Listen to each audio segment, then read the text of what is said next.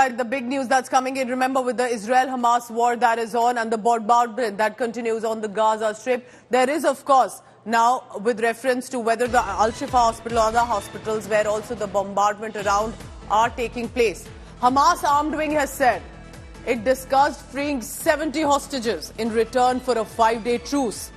The armed wing of the Palestinian militia group Hamas has said that it told Qatari mediators and that the group is ready to release up to 70 women and children held in Gaza in return for a 5-day truce, a 5-day ceasefire with Israel. Last week, there was an effort from the Qatari brothers to release the enemy captives, women and children, in return for the release of 200 Palestinian children and 75 women detained by the enemy. This was Abu Ubaidah, the spokesperson of the Hamas Al-Qassam Brigade, and has said in an audio recording.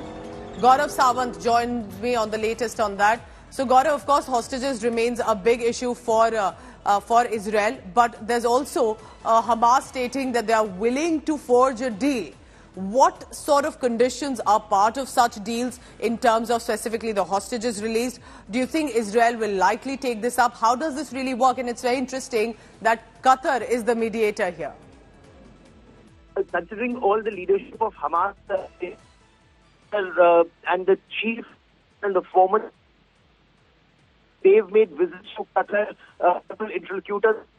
So Iran put up the first condition on behalf of Hamas when Iran, if you release all the 6,000 Palestinians who are currently in Israeli jails, Hamas would return the 240 plus hostages unharmed. That was condition number one, which Israel, from what this is again source-based information, Israel rejected that. They said we want everyone to be returned unconditionally. The second condition that Hamas put forward was stop the bombing and we will return hostages. Israel said we will continue to bomb till you return the hostages. So Hamas says as a gesture of goodwill and because of American intervention, they returned to American Israelis, American Jewish people. Two ladies were returned, a mother and a daughter, and then two more, the Holocaust survivors, because of their age and dementia, is what we've been told.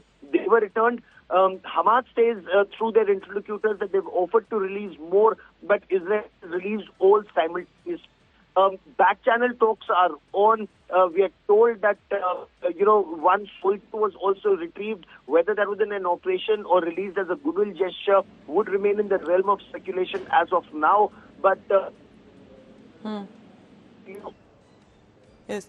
As Gaurav Sawant continues to be with us, Geeta Mohan, our Foreign Affairs editor, is also joining us. Geeta, of course, hostages remain the big issue, but Hamas wants release of the Palestinian prisoners as well who've been in IDF custody, but they also are saying 5-day truce is an option. This is, of course, source-based information.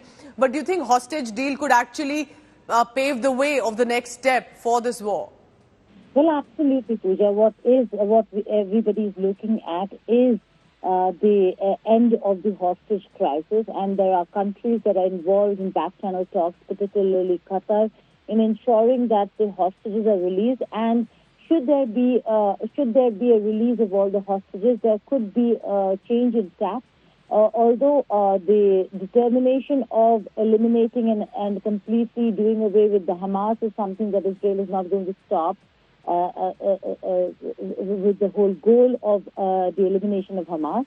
But having said that, the operations could see a shift and a turn should the hostage crisis come to an end. There is massive demand to bring the hostages home.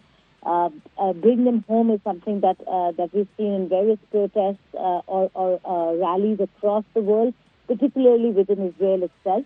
So the end of this hostage crisis will certainly change how the Israeli Defense Forces act in Gaza. And for Gaza and for Hamas, it seems like right now they are in talks with through back channels. They are in talks with regards to bringing an end to the hostage crisis. But will they release all the hostages in time, or will we see the IDF take control of Gaza? It's something we'll have to wait and see.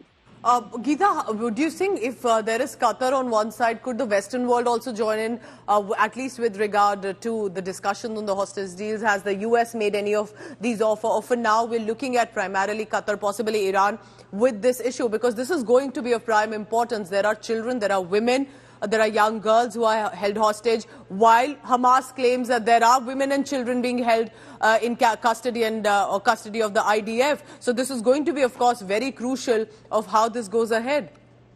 Well, Pooja, not Iran so much, but yes, the United States of America is part of that entire back-channel talks, because they are completely in touch with and in tune with what's happening on the hostage crisis on the Qatar front. So while Qatar is negotiating between the Hamas and Israel, the United States of America is constantly in touch. There have been many high-level, high-delegation visits to Doha to ensure that a deal is struck for the release of hostages, and in return to see what can be offered to Gaza, but not in a compromising manner, because Israel is quite clear that there can be no compromise with the Hamas, that they need to be eliminated, that there cannot be a repeat of October 7th ever again. And so in that, trying to find a middle path is becoming very, very difficult. Having said that, Qatar is still quite involved in the back-channel talks on a hostage, on an end to the hostage crisis, and so is the United States of America. All right.